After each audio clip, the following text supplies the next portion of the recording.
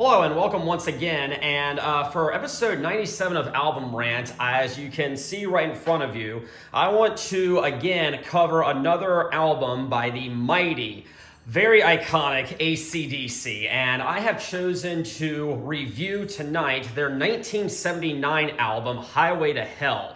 And that right there is the album cover, as you see right there in front of you. And I'm very excited about where the evening is going to take us. But just like before and like every other episode, I want to kind of catch up to speed a little bit. So going right back to the beginning, they are an Australian hard rock, blues rock and roll, some may even call them heavy metal band, and they were formed in Australia back in the early 1970s by two brothers by the name of Angus and Malcolm Young.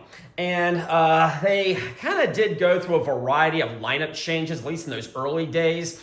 But by the time their very first album came out in the year 1975, they had secured a somewhat stable lineup with Bon Scott on lead vocals. And that very first album was entitled High Voltage, and again released in 1975. And to be perfectly honest, this was a very different AC/DC at the time. They were not the straight-ahead hard rock, blues rock phenomenon that we know them as today. Instead, it was really more of a glam rock album, which is actually kind of surprising if you think about it. And it turns out not many of their well-known hits were on that album. We had songs such as a cover of Baby Please Don't Go, and I talked about in my last episode, I have a ton of covers of that song. We also had She's Got Balls. We also had Little Lover, Stick Around, You Ain't Got a Hold on Me, Soul Stripper, Love Song, yes, that love song, and of course Show Business. And after that first album, they really went through a stylistic change. They kind of changed their approach a little bit, and they became more of a straightforward rock band, kind of ditching all the glam influences that really dominated that first album. And I think it really paid off because in 1975, again, later that year, they released their second album entitled TNT. Now, TNT has never officially been released internationally, but the international release of High Voltage contains the majority of the tracks from TNT and very few tracks from High Voltage. Confused yet? Yeah, well, I did an entire video on that about 2 years ago, so you might want to check that out. But anyways, on TNT, we had some of their more well-known tracks, such as It's a Long Way to the Top If You Want to Rock and Roll. We had Rock and Roll Singer, The Jack, Live Wire, the title track, TNT. We had Can I Sit Next to You, Girl? We had Rocker. We had the song High Voltage, which was released on TNT and not High Voltage. Yeah, you do the math on that one. And then we had a cover of Chuck Berry's School Days. And I thought that was a much better album than High Voltage. And obviously they did also because they continued that stylistic change for their third album released in 1976 entitled Dirty Deeds Done Dirt Cheap. And the title track is a raw, it is a very raw, very gritty, that's the word, and raunchy anthem. And it is definitely one of the band's most well-known tracks. You know, Dirty Deeds Done Dirt Cheap. Dirty Deeds Done Dirt Cheap, and that's about as far as I'm going to take that right there. But I'm not trying to take away from the rest of the album, because the rest of the album was also really, really awesome. We had Ain't No Fun Waiting Around to Be a Millionaire. There's going to be some rockin', the very raunchy Problem Child, the very sexually innatured Squealer, the very double entendre Big Balls, the very silly Rockin' Peace, the very bluesy Right On, and of course the very anthemic Jailbreak. And that's, of course, I'm going by the Australian version, that's what I go by, but I really love Dirty Deeds Done Dirt Cheap, and maybe one day I will review it, but tonight is not that night. So then following that, they came back with Let There Be Rock. And Let There Be Rock is one of my all-time favorite albums. I have reviewed that before, so please check out that episode. Please check out that video. I highly encourage you to. But we had Go Down. We had Dog Eat Dog. We had the title track. We had The Bad Boy Boogie.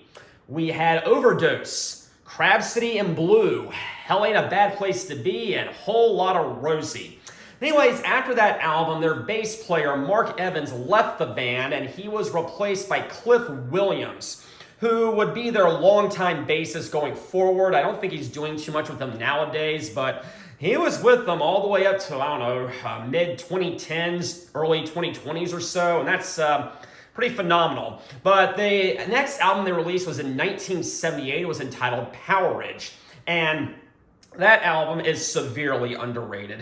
Not many of the songs ever come on the radio, at least from what I can tell. I've never heard any of the tracks on the radio, and it's really a shame because Rock and Roll Damnation is awesome. Down Payment Blues is awesome. Give Me a Bullet is awesome. Riff Raff is awesome. Sin City is awesome. What's Next to the Moon is awesome. Gone Shootin' is awesome. Kicked in the Teeth is awesome. And I think I'm forgetting a track on there. I'll think of it one day. I don't have the motivation to right now. But anyways, Powerage, like I said, was a great album. It was definitely very heavy and had a very punching production to it, which I really loved.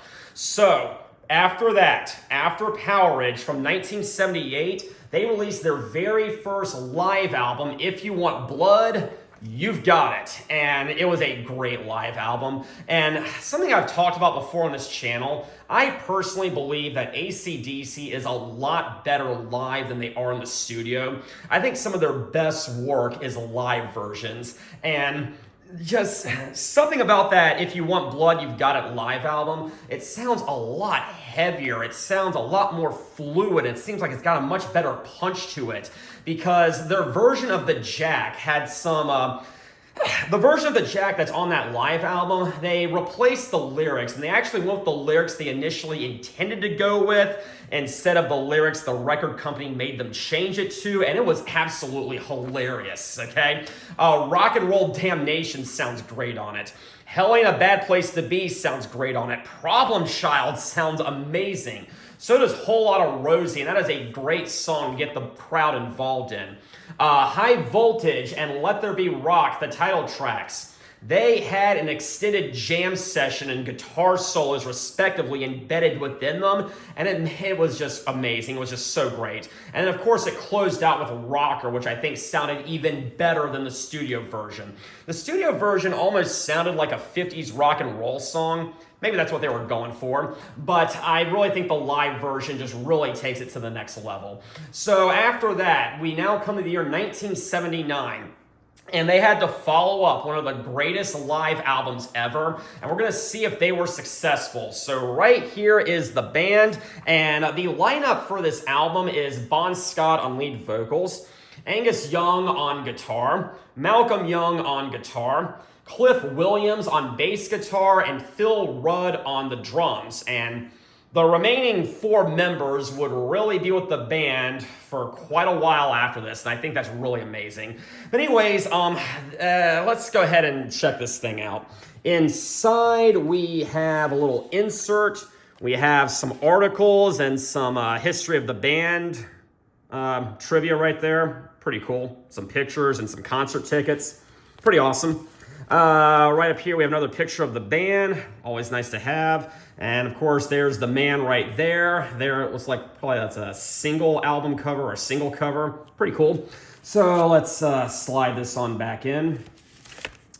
And then over here on the back, we have side one, side two. Yes, right down here, we have the lineup right there. Angus Young, Malcolm Young, Bon Scott, Phil Rudd, and Cliff Williams. Now, a little history about their producer. Initially, apparently, from what I understand, this was supposed to be produced by Eddie Kramer, who is, very well known for his work with Kiss. He did produce a few Kiss albums, and I thought those albums were really great, actually. And I talked about this a lot on my Kiss album ranking video, which you also need to check out. And apparently he was pitched by Atlantic Records to produce this album, and the band kind of worked with him for a little bit, but eventually things apparently were just not working out.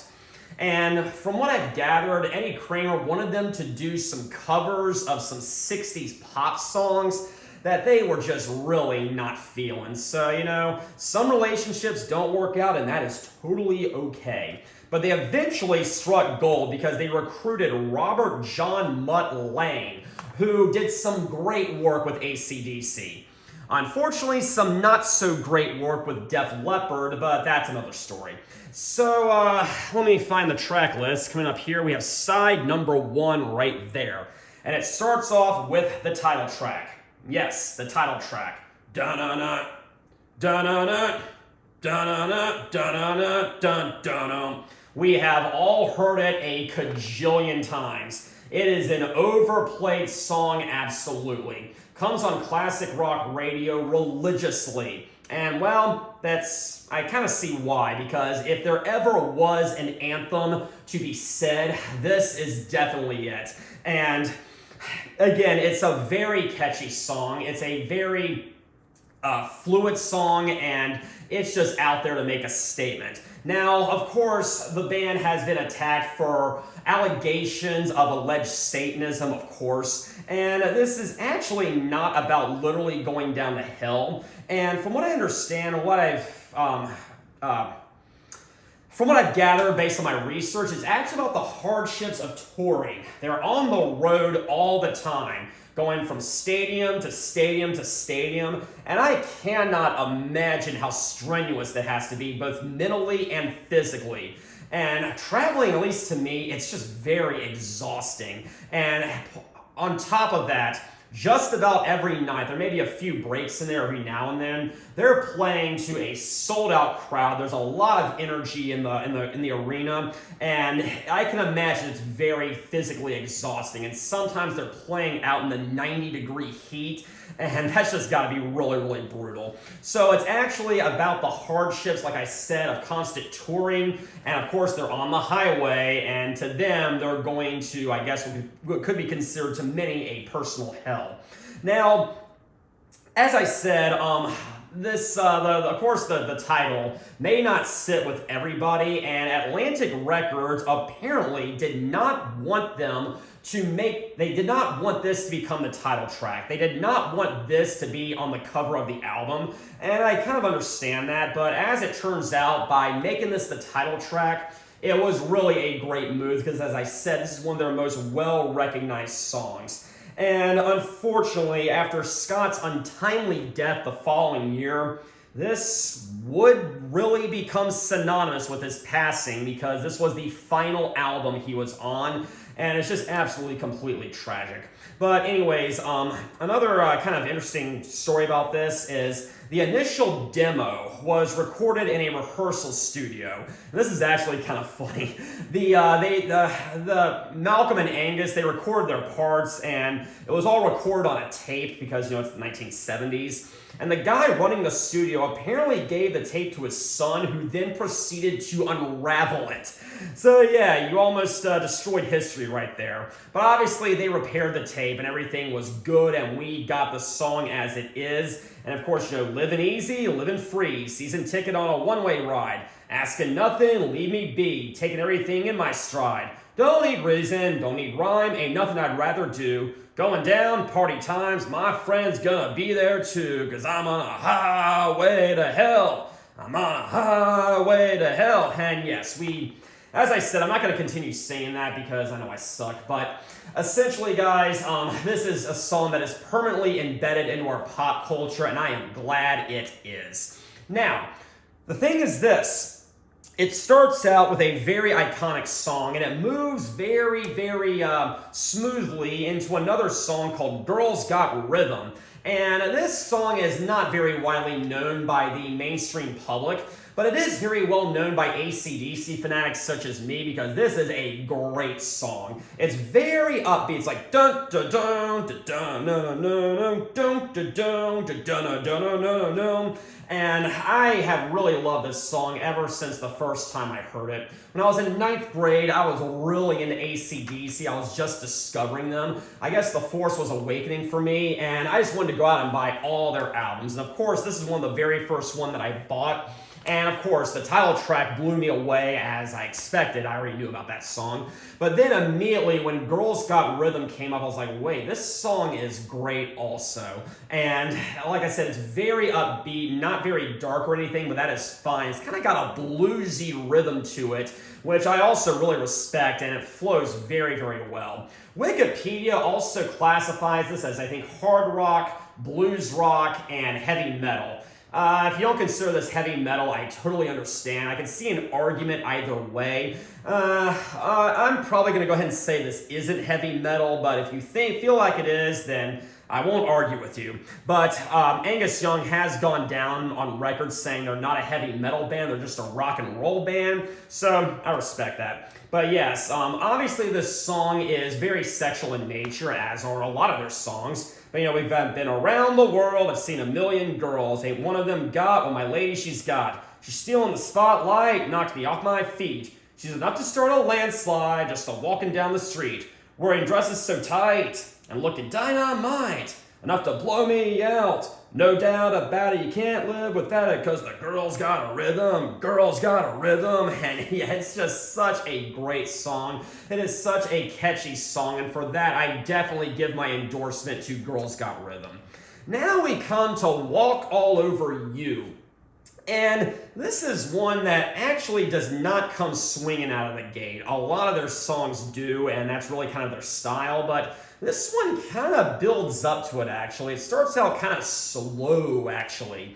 And there's this guitar riff that's kind of building up, but it's definitely heavy, okay? This is not a soft song by any stretch of the imagination, but it seems to really be taking its time and just letting the atmosphere and the mood build up. But then after about 30 seconds or so, of course, the song absolutely explodes.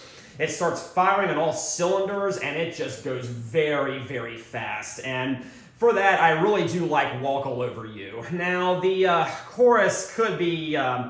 it could be stronger. I mean, all it really is I'm gonna walk all over you, walk all over you, da-da-no, da-da-no. And yeah, I mean, AC/DC has never really been known for their deep philosophical lyrics, obviously not. And they have often been stereotyped as sounding very generic, very by the books. Picking a lane that they like and staying in it, and that is fine. I am totally fine with that. If I like something, I of course want more of it. But just saying, by AC/DC standards, this one may not be quite up to par with the first two tracks, but I still really do love it. But yes, that is Walk All Over You. So now is going to come Touch Too Much, and this one is actually one of the softer songs on the album. It's like, don't.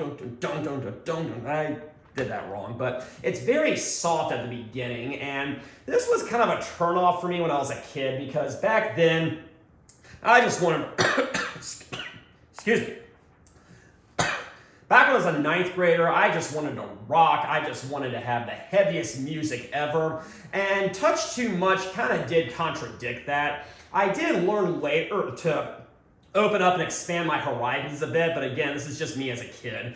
But yeah, Touch Too Much actually goes back a little bit further. It was actually recorded back in 1977, and this version came out in 1979, and I've not actually heard the 1977 version. I probably need to. I was probably dumb not to listen to it before this. But it's a very rare track, actually. It was released on the box set, but I do not own the box set, so I can't really say too much about it. But apparently that initial 1977 version had a completely different arrangement and completely different lyrics and was completely different from the finished product. Okay, I think that's pretty interesting. So I guess it's Touch Too Much in name only. But yeah, I mean, it does start getting a little bit heavier after it gets going and everything, but this one's also very bluesy, just like Walk All Over You, and to a lesser extent, Girls Got Rhythm, but the chorus is, pretty simplistic, seems like she touch too much, touch too much, touch too much. Yeah, they say the title of the songs quite often, as it's very apparent. So, yeah, I mean, touch too much, pretty decent song. But then we come to Beating Around the Bush, and yeah, like I said, sometimes AC/DC leaves little to innuendo and little to the imagination. There was an earlier version of this, or actually an earlier demo that I did actually find on, yes, I'm going to go ahead and say it, I found it on Napster, back when Napster was a thing, back in the year 2000 or so, or 1998 or whatever. I don't remember, but no, it's more like early 2000s. Yeah, it sounds about right. And yeah, I found an early demo of another AC/DC song, and it sounds exactly like Beating Around the Bush. And so that demo eventually evolved into Beating Around the Bush, so okay. But it's like, dun-dun-dun,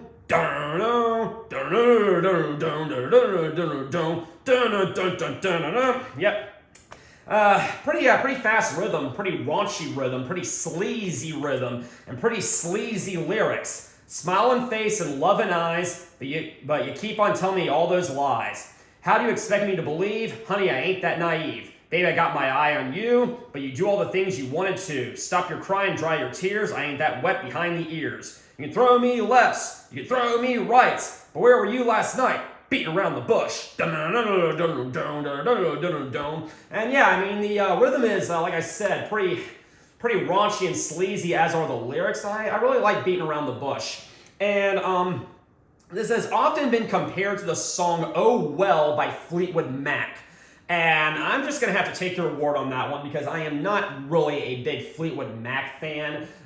Just not quite my style of music, but if that's a thing, then I realize that's a thing. Anyways, that concludes side number one. And, what's my favorite? For the longest time, at least in my initial years, I probably would have said Highway to Hell.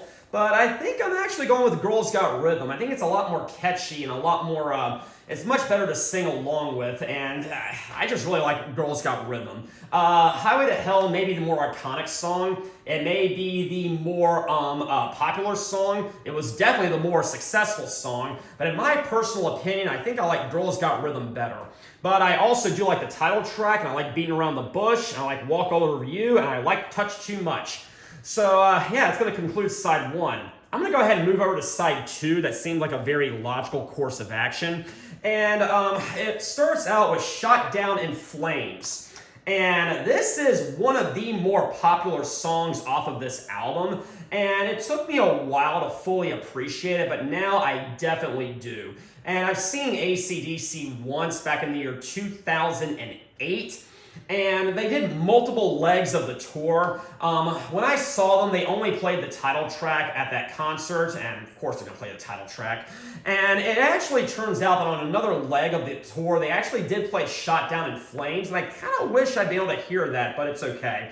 This one starts out actually kind of slow, and just like Walk All Over You, it seems like it's kind of building up to something, and it's kind of progressing and building up, kind of like a, you know what. And anyways, it does eventually explode. It's like, don't, out,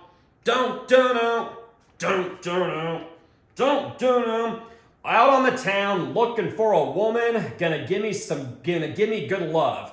Anybody want to hang out with me? I'm really burning up. She was standing alone over by the jukebox like she's something to sell. I said, baby, what's the going price? She told me to go to hell. Shot down in flames. Shot down in flames. Ain't it a shame to be shot down in flames? Yeah, it kind of is a shame.